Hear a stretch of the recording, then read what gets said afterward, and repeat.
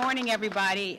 It is, you know what, we have, I want to first thank the leadership of the Senate and the House who are all here this morning. This is an exciting day in Prince George's County. As I looked along, I thought our faces are so serious, but this is an exciting day in Prince George's County. And it's exciting because we're here because we understand our responsibility. I'm so proud to stand with each of these leaders because the one thing that we understand is that our time together is finite in elective office. And nobody after today will remember our names, but they certainly will remember what we have accomplished. And we're here today because we understand well that the most profound obligation of government is the education of our children. And so I'm just pleased to be here with these leaders. I also want to thank the leadership of our school system. Dr. Monica Golson is here, as well as Dr. Thornton from our school board. I want to thank them for their leadership and for joining us this morning.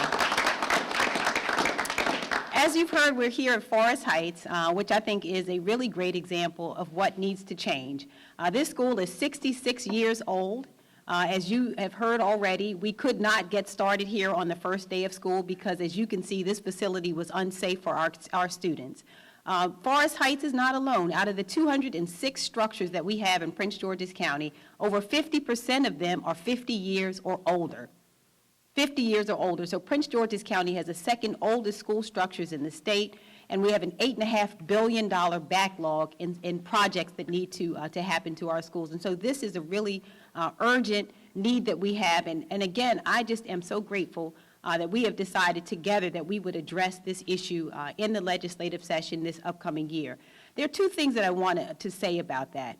One is that we stand here this morning, and what I can tell you that I am most proud of is that we have leaders from around the state.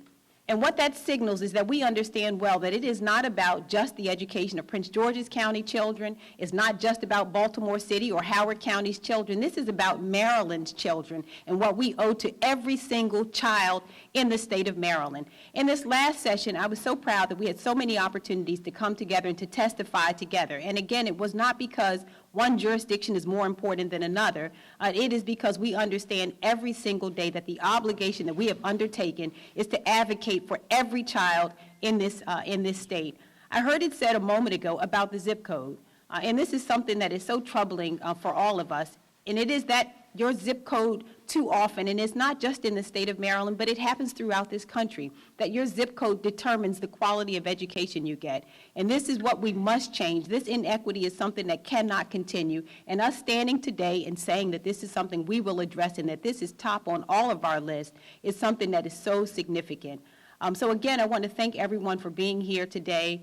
We are bound and determined that when we leave this legislative session, we are not only going to build schools, but as you've heard Senator Miller say as well, we're going to make sure that we place men and women in front of our kids who are well paid and well compensated, who are supported and trained. We're going to make sure as well that we have class sizes that are befitting of these kids' dignity, and that we address the needs that our kids have inside the classroom and outside as well. I want to acknowledge Senator Pinsky, who I think was not acknowledged. I want to thank him for being here as well. And I think we have Senator Obie Patterson, who is here, and Senator Peters, who is here as well. So I want to make sure we acknowledge everybody. But thank you all so much for being here. And again, we're just so excited that we have put Maryland's children first. Thank you. Any questions?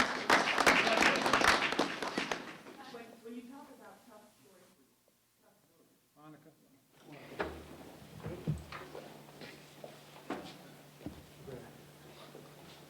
Go ahead, Ben. When you talk about tough votes, elaborate a little bit on that. What is the big challenge? I'm sorry, tough Votes? votes. Yeah, the Senate President said that there was going to be a Well, funding is always a challenge. Funding is always a challenge. They've talked about a $4 billion cost factor here. We don't think it's going to be $4 billion, but we don't think it's going to be need for the taxes that the governor's campaigning against. Thursday night, if you can imagine, this week, Thursday night, he's having a major fundraiser in Baltimore for Change Maryland so that he can fight the very proposal that we're proposing here today. We're going to find a way to make it happen. We're not only going to fund Kerwin, but we're going to fund the school construction as well, despite the government. We're going to try to bring him along because we've got some innovative ways to fund Kerwin, and we're going to produce them at the appropriate time as we move the bills forward. Yes or no, will taxes go up in order to pay for the I think what we need to do is have a conversation about values. It's about what are our choices and what do we value most. In any budget year, there are choices that we make around the adequate and equitable funding. Education has continued to be a top priority for Maryland. We are going to ensure that every child has a world-class education.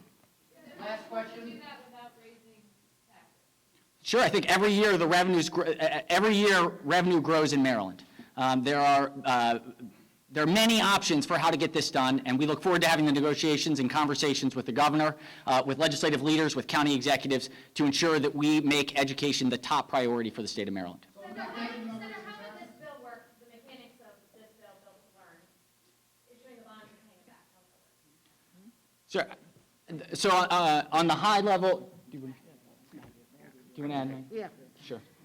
Actually, one of the features of this bill that we're most proud of is that this draws money down from the Education Trust Fund for casino money. It actually does not count against our debt affordability. It does not squeeze out any other funding for any other capital project in the state, which is something real important to, I think, members and to counties who want to continue with other bills. So the mechanics is that the bill will pass, and counties that have projects that are ready will be able to work in concert with the Maryland Stadium Authority to develop an MOE, and the Maryland Stadium Authority will actually be the ones who go out on the bond market and get a great rate for the state of Maryland and for the taxpayers of Maryland. And then 2.2 million a year? Or what's the figure? No, the total, 125. yeah, it's 125 million a year drawn from the casino money, and it will total or be at the end of this program $2.2 billion in additional construction money coming from this program.